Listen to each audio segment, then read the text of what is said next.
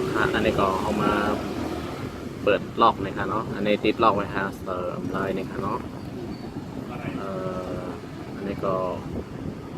มีพาสเวิร์ดเสริมนี่ค่ะเนาะเพราะเขาค่ะได้ปิดเครื่องก่อนเลยนี่ค่ะเนาะอันนี้ก็เขาได้ปิดเครื่องเลยค่ะเนาะสั่งปิดเขาค่ะสั่งปิดเครื่องเลยค่ะเนี่ยมันก็ได้ให้เขาค่ะเสริมไม้รับอยู่ดิ๊กๆนี่ค่ะเนาะ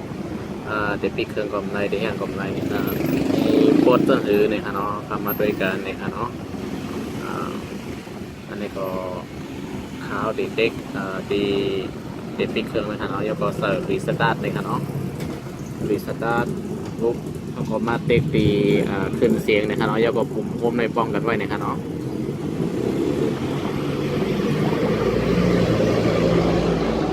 เอานะครับอย่าพมปล่อยค่ะนะเต็กตีปุ่มโฮมนะครับเนาะแล้วก็ขึ้นเสียงนะครับก็เต็กกึดไว้ส่วนไหนครับเนาะเต็กเจไว้ครับเปิดต่อถึงมันก็ขึ้นมาเสียงอันนะครับเนาะเด็กไว้เด็กนะครับมันก็เด็กขึ้นมาเป็นแคปหาง Android เนี่ยครับเนาะมันเรียกว่า installing system update เนี่ยครับเนาะอันนี้ก็เขาขับก็แบบหนึ่งครับนะ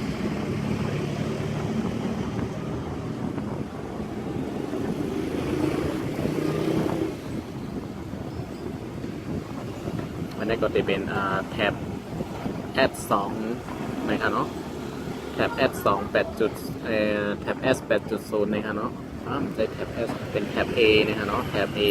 2016 8.0นะครับเนาะแท็บ A นะครับเนาะจะเป็น ESMP 355นะครับเป็นแท็บ A อันนี้ก็มันก็จะบอกว่า no comment นะครับเนาะอันนี้ก็เขาคำว่าติ๊กปุ่มโฮมนะฮะปุ่มโฮมไลน์ก็ติ๊กปุ่มโฮมนะฮะเขาคาติ๊กเด็กโฮมตัวนี้นะครับเนาะมันก็เด็กขึ้นมาเป็นเมนูรีเซ็ตเครื่องนะครับเนาะเขาค่ะก็เด็กขึ้นเสียงลงเสียงเลยค่ะนะขึ้นเสียงลงเสียงเลยค่ะเนาะลงขึ้นลงนะครับเนาะเรื่องอะไรนะครับเนาะอันนี้ก็เขาค่ะเด็กขึ้นนะครับเอาเด็กขึ้นมาดีว่า wipe the battery reset นะครับเนาะเด็กอันนี้ค่ะเนาะ wipe the battery reset นะครับอันนี้ก็พอมาถึงที่ไหนเขาค่ะก็เด็กตีป่าวะนะครับเนาะเด็กตีป่าวะนี่ค่ะเนาะแล้วก็เลือก yes นะครับแล้วก็เด็กขึ้นเสียงลงเสียงในเลือกค่ะเนาะขึ้นลงค่ะเนาะ no yes นะครับนะอันนี้ก็เด็กกันต่างๆ no yes นี่แล้วก็เด็กเป็นป่าวะนี่ค่ะเนาะอันนี้ก็มันเดรีเซ็ตเครื่องนี่ค่ะเนาะ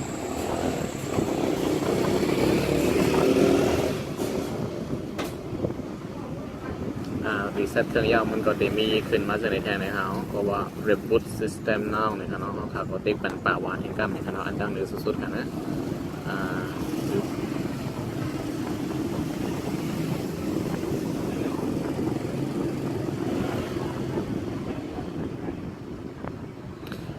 การที่มันปิดเครื่องได้นั่นค่ะนะเขาขามจังปิดเครื่องให้มันตายๆนะครับเนาะเขาขาก็เด็กเมื่อเขาเด็กเขานั่นค่ะนะเด็กรีสตาร์ทนะครับเนาะเด็กรีสตาร์ทเพราะว่าเครื่องรับลงกว่ามันเด็กขึ้นเปิดมาใหม่นั่นเบอร์นั่นในมือข้าย้ำนั่นในเขาขาแนบเด็กตีขึ้นเสียงเสียแล้วก็ปุ่มโฮมในเจไว้นะครับเนาะมันก็เด็กขึ้นมานะครับ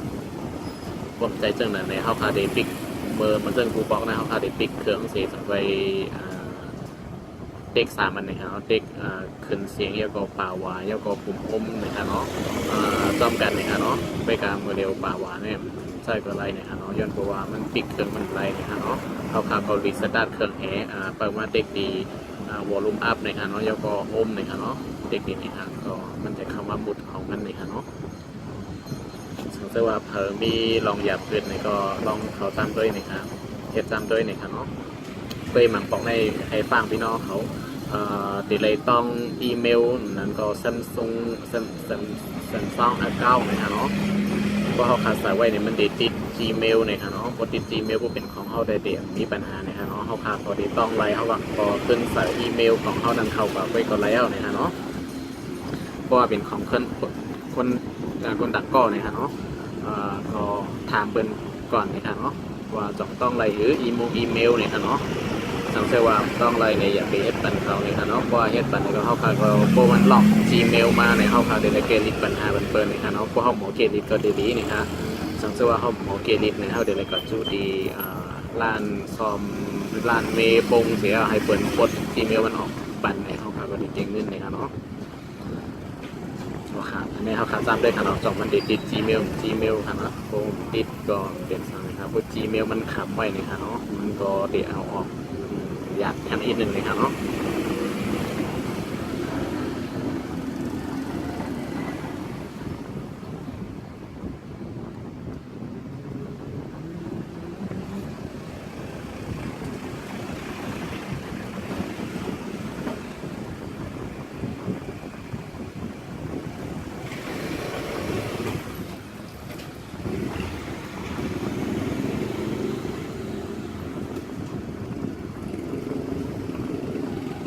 อันนี้ก็เดี๋ยวเจอข้าวยำเพิ่งอยู่นิดนึงนะเนาะ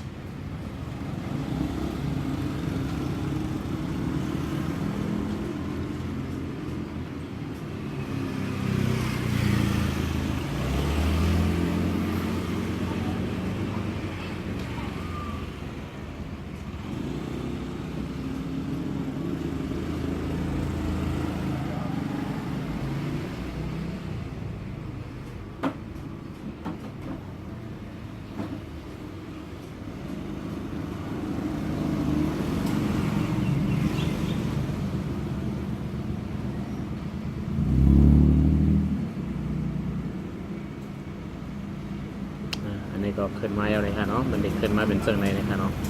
ป้ายกำหนึ่งเลยค่ะแม่เอามาหมดแล้วไหมเหรออ๋อคืนที่แล้วเหรอ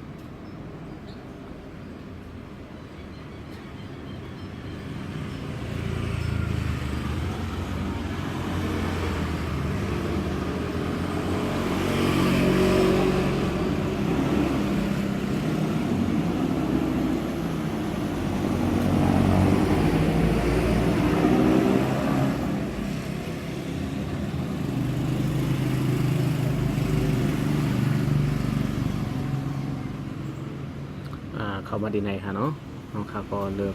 ดิกอังกฤษในค่ะเนาะว่าเป็นมันก็ดีหมออ่านดิกไทยในค่ะเนาะมันก็ดีหมออ่านในค่ะเนาะค่ะก็ดิกเป็นดิกอังกฤษในค่ะเนาะดิกอังกฤษในดีไรก็จะอะไรนะครับอันนี้ก็เขามาดิกสตาร์ทในค่ะนี้ในค่ะเนาะอันนี้ก็ดิให้เขาคาใส่Wi-Fi ในค่ะเนาะ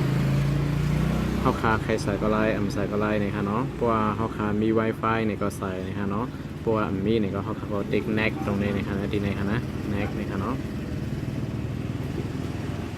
อันนี้ก็ตีมาตีในได้ติดติ๊กตีตั้งเหนือที่สุดใน agree to all นะครับเนาะแล้วก็ติ๊กตีแน็กในต่างๆนะครับเนาะ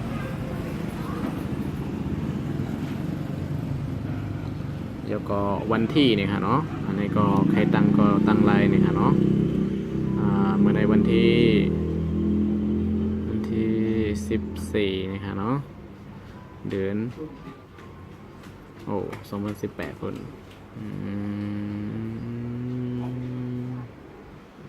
February March April May นะคะเนาะ May วันที่14นะคะเนาะโอเคข่าวยามก็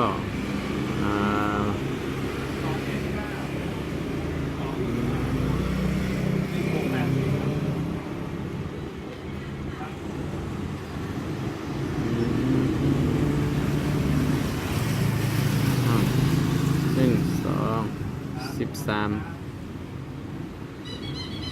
เอา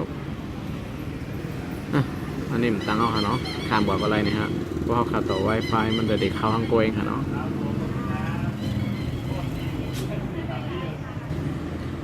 เอาค่ะมาดีในจือเขาขักใครใส่ก็ไลอันใส่ก็ไลนี่ค่ะเนาะเด็กข้ามนี่ค่ะเนาะแนกนี่ค่ะเนาะเดี๋ยวก็ดีว่าดีเซอร์แพสเวิร์ดนาโฟงเขาค่ะนาแท็บเล็ตเขาค่ะดีล็อกนี่ค่ะเนาะล็อกใส่ก็ไลมันใส่ก็ไลนะครับเขาก็เด็กดี not now นี่ค่ะเนาะแล้วก็ลากขึ้นตั้งเนื้อใช่ไหมคะเนาะพวกต่างๆในเดมมี่ค่ะลากขึ้นตั้งเนื้อแล้วก็ดีเจ็คบันดีแน็กแล้วก็สกิปนี่ค่ะเนาะดีในมันจะให้เขาคาสเตอร์Gmail อีเมลเนี่ยค่ะเนาะ Gmail นั้นก็ Samsung Account เนี่ยค่ะเนาะอันในเจ้าของเป็นในใส่ไว้เนี่ยค่ะมันติดเนี่ยค่ะเนาะผมอันเก่าทำไว้เนี่ยเขาก็สกิปดีในอะไรเนี่ยค่ะเนาะข้ามดีในเนี่ยค่ะเนาะแล้วก็เด็กดีว่าสกิปในทางกรรมหนึ่งเนี่ยค่ะเนาะเดี๋ยวก็ดีในว่า finish เนี่ยค่ะเนาะเดี๋ยวก็ขึ้นมาว่าให้ต่ออินเทอร์เน็ตก่อนเขาก็เด็กดีว่า later เนี่ยค่ะเนาะจงไปใส่ทีหลังค่ะเนาะ